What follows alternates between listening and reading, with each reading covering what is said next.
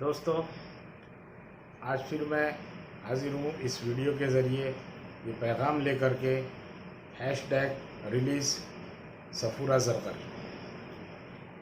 इस वीडियो के ज़रिए मैं आपसे अपील करना चाहता हूँ कि आप लोग जो है ऑनलाइन मुहिम जो 11 जून 2020 को सुबह 9:30 बजे से शुरू हो रही है, इस ऑनलाइन मुहिम का हिस्सा बनिए, जिसमें हमारी मांग है संविधान बचाओ मंच और महाराष्ट्र मुस्लिम विकास परिषद की तरफ से ये हैशटैग रिलीज़ सफूरा ज़रगर। दोस्तों, ये सफूरा ज़रगर कौन है,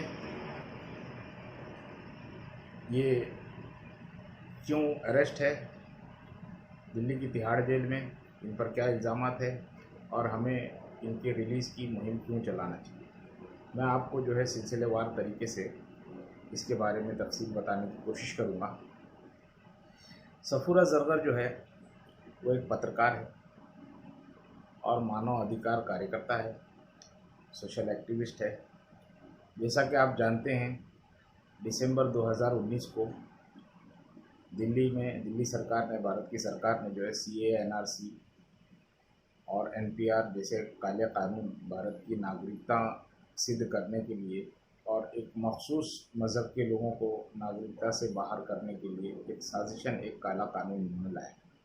इस काले कानून के ख़िलाफ़ दिल्ली की जामिया मिल्लिया इस्लामिया और उसी तर्ज पर जो है दिल्ली के शाहीन बाग में जो है प्रोटेस्ट हुए, धरने दिए गए। लगातार ये धरने जो है 100 दिन से ऊपर तक चले।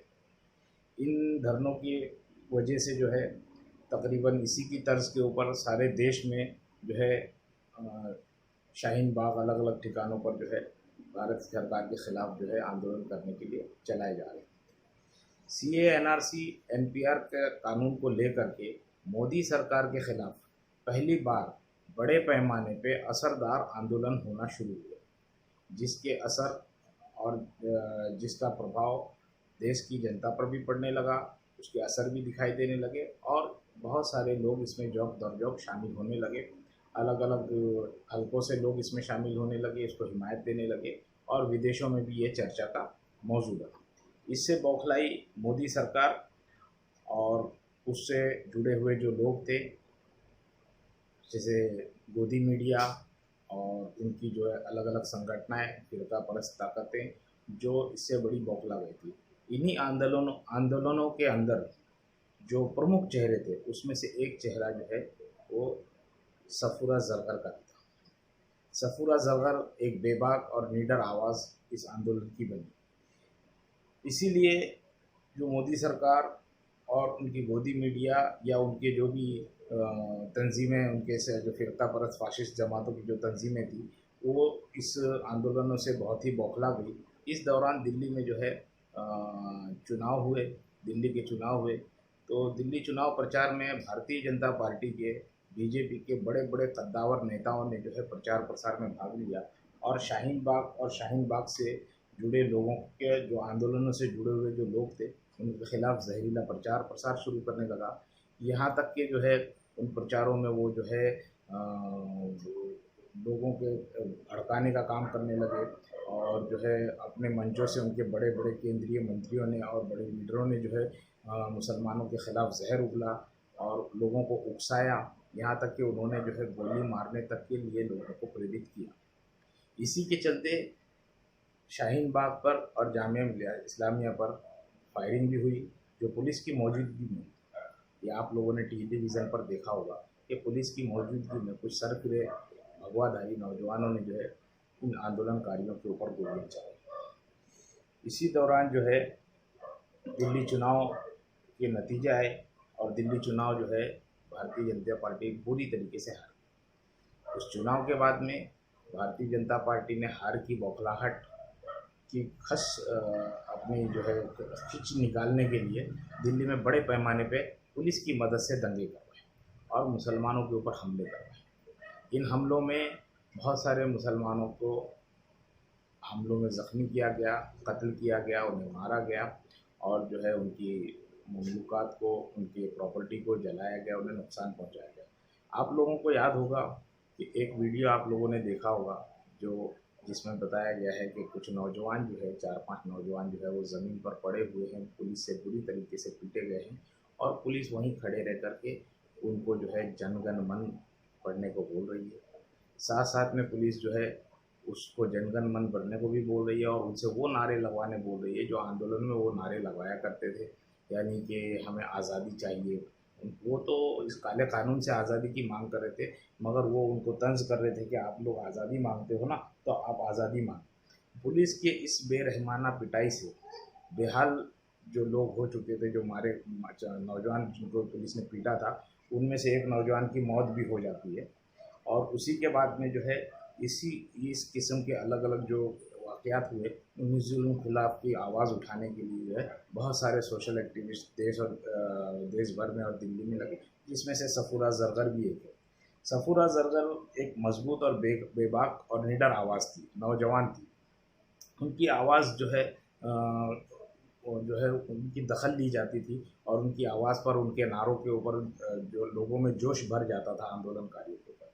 मार्च के महीने में जब कोरोना की वबा फैली, कोरोना की महामारी फैली और उसके चलते जो है सेंट्रल गवर्नमेंट ने जो लॉकडाउन का ऐलान किया। इसी लॉकडाउन की वजह से जो है सारे देश में शाहीन बाग आंदोलन जो हो रहे थे उसको स्थगित कर दिया गया। इसी लॉकडाउन की आड़ में दिल्ली सरकार ने साजिश रची और दंगा फैलाने के आरोपों में और साथ साथ में दंगे के लिए लोगों को भड़काने और उकसाने के आरोपों में उन्होंने शाहीन बाग से जुड़े हुए कार्यकर्ताओं को सीए एनआरसी एनपीआर के खिलाफ जो प्रोटेस्ट करने वाले कार्यकर्ता थे उनको उन दंगों में शामिल किया, उन दंगों का आरोपी बनाया और उनके ऊपर झूठे इल्ज़ामात लगा करके यूएपीए जैसे कानून के अंदर उन्हें जेल में भेजा, जिसमें से सफूरा जरगर भी एक है। जिस वक्त सफूरा जरगर को जेल ले जाया गया, सफूरा जरगर प्रेग्नेंट थी, यानी वो हामिला थी। उनकी प्रेगनेंसी का भी सरकारी लोगों ने, सत्ताधारी लोगों ने, उनके हिमायत याफ्ता लोगों ने और गोदी मीडिया ने बड़ा ही घिनौने तरीके से मजाक उड़ाया, उनका चरित्र हनन करने की कोशिश किया। जबकि दोस्तों आपको अच्छी तरीके से पता होगा, बहुत सारे लोगों को ये बात पता है कि सफूरा जरगर जो है वो एक वैवाहिक महिला है, वो शादीशुदा है और उनका प्रेग्नेंट होना जो है कोई उनके चरित्र का हनन करने के जैसा नहीं है। सफूरा जरगर भी जो है इस साजिश का जब शिकार हुई और उन्हें जब जेल में ले जाया गया, तो उनके जेल में जाने के बाद में सफूरा जरगर ने ज़मानत की अपील की। उनके साथ में और भी लोगों को जेल में अलग अलग जगहों से जो है सोशल एक्टिविस्टों को यूएपीए कानून कहते हैं जेल में डाला गया, मगर एक इल्ज़ाम से बरी होते या एक इल्ज़ाम में ज़मानत मिलती तो दूसरे में उनकी गिरफ्तारी कंटिन्यू रहती और वो आज तक जो है जेल में है। मैं आपको बताना चाहता हूँ दोस्तों, आज भी सफूरा जरगर जैसे कई लोग जो है जेल की सलाखों के पीछे कैद हैं और वो इस वक्त में, सफूरा जरगर तो खुद प्रेग्नेंट भी है, जिनको देखभाल की ज़रूरत है, स्पेशल केयर की ज़रूरत है, मगर फिर भी सरकार जो है उनको ज़मानत नहीं लेने दे रही, इतनी कड़ी धाराएं उनके ऊपर लगाई गई। हमें इसका एहतजाज करना है दोस्तों। आपको याद होगा कि जो है सरकार इस किस्म से काम कर रही है कि जो लोग भी सरकार के खिलाफ आवाज़ उठा रहे हैं उनको देशद्रोही बताने का काम करती है, उनको भारत का दुश्मन बताने का काम करती है। इसी की कड़ी में जो है सफूरा जरगर को भी जो है देशद्रोह की धाराओं के अंदर जो है कैद किया। आपको याद है अभी हाल ही में आपने देखा होगा कि केरला में एक प्रेग्नेंट हथनी के मुंह में किसी ने पटाखे रख दिया और वो हथनी जो है उस पटाखे से जो है ज़ख्मी होकर के तड़प तड़प करके मर गई। उस घटना की तो हम निंदा करते ही हैं, मगर उसके लिए सत्ताधारियों ने और गोदी मीडिया ने बहुत वावेला मचाया, बड़ी हमदर्दी दिखाई, मगर एक महिला जो प्रेग्नेंट है, इंसानियत के नाते, मानवता के नाते उसके लिए उनके दिलों में कोई हमदर्दी नहीं, ना ही वो उनके बारे में कोई बात कर रही है। इसीलिए दोस्तों हम आपसे दरख्वास्त कर रहे हैं, हम आपसे चाहते हैं कि आप भी इस मुहिम से जुड़िए, रिलीज़ सफूरा जरगर इस मुहिम को चलाइए। आप अपने सोशल मीडिया के प्लेटफॉर्म का इस्तेमाल कीजिए, फेसबुक, ट्विटर, व्हाट्सअप, इंस्टाग्राम या जो भी आप इस्तेमाल करते होंगे उसका इस्तेमाल करके जो है आप इसके ज़रिए से जो है अपनी आवाज़ को बुलंद कीजिए। ये जो है सफूरा जरगर एक प्रतीक है संवैधानिक मौलिक अधिकारों की खातिर संघर्ष करने का, और उनके संघर्ष को हम सलाम करते हैं। और अब वो जेल में हैं। अब सफूरा जरगर वो उनके तमाम साथियों को जो है न्याय दिलाने के लिए मोर्चे की कमान हम लोगों को संभालनी है। हम लोगों को इनके खिलाफ इस जो है जुल्म ज़्यादती के ख़िलाफ़ आवाज़ उठानी है। हमें जो है अपने सोशल मीडिया प्लेटफॉर्म के ज़रिए से, यानी कि फ़ेसबुक, व्हाट्सएप, ट्विटर, इनके ज़रिए से जो है हम 11 जून 2020 को सुबह 9:30 बजे से इस मुहिम का आगाज़ करेंगे। आप भी अपने अपने सोशल मीडिया प्लेटफॉर्म से जो है इस मुहिम को साथ दीजिए, अपनी कमेंट्स लिखिए, इसके ख़िलाफ़ आवाज़ उठाइए और हैशटैग रिलीज़ सफूरा जरगर इसके आप जो है प्रतीक बनिए, इसके ख़िलाफ़ आवाज़ उठाइए। क्योंकि हमें ये आवाज़ उठाना क्यों ज़रूरी है? दोस्तों, हमें ये आवाज़ उठाना इसलिए ज़रूरी है कि हम एक संवैधानिक प्रक्रिया से चलने वाले देश में रहते हैं और देश के संविधान को बचाना हमारी ज़िम्मेदारी है। अगर संविधान है तो हम हैं, वरना हमारे नागरिक होने का अधिकार जो है वो कब ख़त्म हो जाएगा और हम कब नागरिक से जो है इस सरकार के और सत्ताधारियों के और शासकों की प्रजा बन जाएंगे, ग़ुलाम बन जाएंगे, हमें भी पता नहीं चलेगा।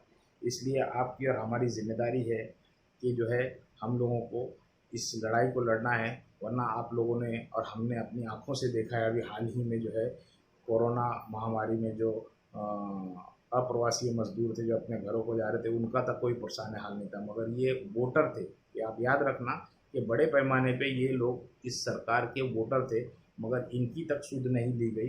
तो आप सोचिए कि जब इस सरकार का काम निकल जाएगा तो ये सरकार किसी को नहीं पूछती। इसलिए हम आपसे दरख्वास्त करते हैं कि आप जो है सोशल मीडिया के माध्यम से इसका हिस्सा बनिए। और मैं ख़ास तौर से अपने साथियों से, क्योंकि जो है मैं महाराष्ट्रीय मुस्लिम विकास परिषद का अध्यक्ष हूँ, इसके लिए महाराष्ट्रीय मुस्लिम विकास परिषद के तमाम पदाधिकारी और उसके हिमायती समर्थक, इन लोगों से मैं जो है उनके समर्थकों से एक अपील कर रहा हूं कि आप भी इस मुहिम में जुड़िए। और साथ साथ में मैं महाराष्ट्र की पुरोगामी इंसाफ पसंद नागरिकों से भी दरख्वास्त करता हूं कि आप भी इस मुहिम से जुड़िए और इस मुहिम को जोड़ कर के कामयाब बना करके जो है महाराष्ट्र का मान और सम्मान बहाल रखें। क्योंकि महाराष्ट्र हमेशा इस किस्म के आंदोलन में जुल्म ज़्यादती के ख़िलाफ़ हमेशा उठ करके खड़ा रहा है और महाराष्ट्र में जो है हमेशा देश को दिशा दी है। इसलिए हमारी ज़िम्मेदारी बनती है कि हम इसके अंदर शामिल हों, इस अन्याय के ख़िलाफ़ आवाज़ उठाएं और ज़ोरदार आवाज़ उठाएं। हम सोशल मीडिया के ज़रिए से अपनी बात को जो है करोड़ों की तादाद में अपने विरोध को दर्ज कराने के लिए आगे बढ़ें। जय हिंद, जय महाराष्ट्र।